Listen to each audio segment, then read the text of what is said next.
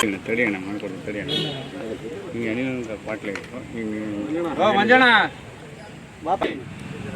ಜೈ ಭೀಮ್ ಜೈ ಭೀಮ್ ಜೈ ಭೀಮ್ ಜೈ ಭೀಮ್ ಜೈ ಭೀಮ್.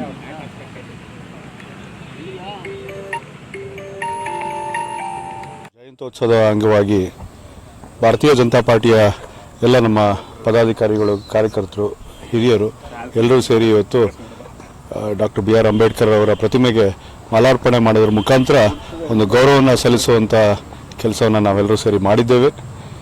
ಅದಕ್ಕಿಂತ ಹೆಚ್ಚಾಗಿ ಭಾರತೀಯ ಜನತಾ ಪಾರ್ಟಿ ಏನು ಡಾಕ್ಟರ್ ಬಿ ಆರ್ ಅಂಬೇಡ್ಕರ್ ಅವರು ಈ ದೇಶಕ್ಕೆ ಹಾಕೊಟ್ಟಿರುವಂಥ ಸಂವಿಧಾನದ ಚೌಕಟ್ಟು, ಅದರಲ್ಲಿ ಇವತ್ತು 18ನೇ ಲೋಕಸಭಾ ಚುನಾವಣೆಯ ಸಂದರ್ಭ ಕೂಡ ಅದರ ಒಂದು ಪ್ರಜಾಪ್ರಭುತ್ವ ಪಾವಿತ್ರ್ಯತೆಯನ್ನು ಕೂಡ ಕಾಪಾಡಿಕೊಂಡು ಇವತ್ತು ಚುನಾವಣೆಯಲ್ಲಿ ನಾವೆಲ್ಲರೂ ಭಾಗಿಯಾಗಿದ್ದೀವಿ.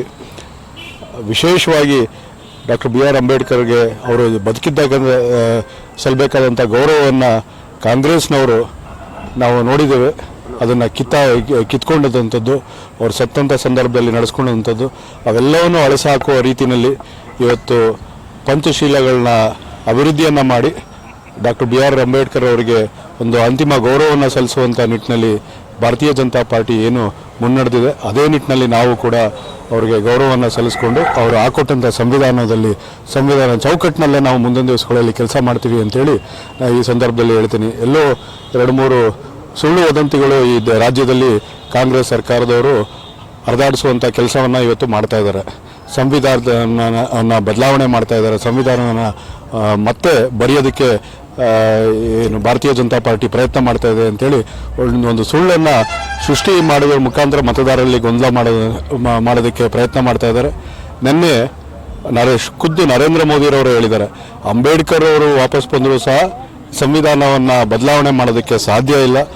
ಅವರು ಬರೆದಂಥ ಸಂವಿಧಾನ ಅಷ್ಟೇ ಪವಿತ್ರವಾದಂಥದ್ದು. ಅದಕ್ಕೆ ನಾವು ಗೌರವವನ್ನು ಸಲ್ಲಿಸ್ಕೊಂಡು ಅದರ ಚೌಕಟ್ಟಿನಲ್ಲೇ ನಾವು ಕೆಲಸ ಮಾಡಿ ಈ ಭಾರತ ದೇಶವನ್ನು ಅಭಿವೃದ್ಧಿ ಕಡೆಗೆ ತಗೊಂಡೋಗ್ತೀವಿ ಅಂತೇಳಿ ಹೇಳಿದ್ದಾರೆ. ಅದೇ ನಿಟ್ಟಿನಲ್ಲಿ ನಾವು ಭಾರತೀಯ ಜನತಾ ಪಾರ್ಟಿ ಎಲ್ಲ ಕಾರ್ಯಕರ್ತರು ಮುಂದಿನ ದಿವಸಗಳಲ್ಲಿ ಕೆಲಸ ಮಾಡ್ತೀವಿ ಅಂತೇಳಿ ಈ ಒಂದು ಸಂದರ್ಭದಲ್ಲಿ ಹೇಳ್ತಾ ಎಲ್ಲರಿಗೂ ಡಾಕ್ಟರ್ ಬಿ ಆರ್ ಅಂಬೇಡ್ಕರ್ ಅವರ ಜಯಂತ್ಯೋತ್ಸವದ ಅಂಗವಾಗಿ ಶುಭಾಶಯವನ್ನು ತಿಳಿಸುತ್ತಾ ನಾನು 2 ಮಾತನ್ನು ಮುಗಿಸ್ತೇನೆ.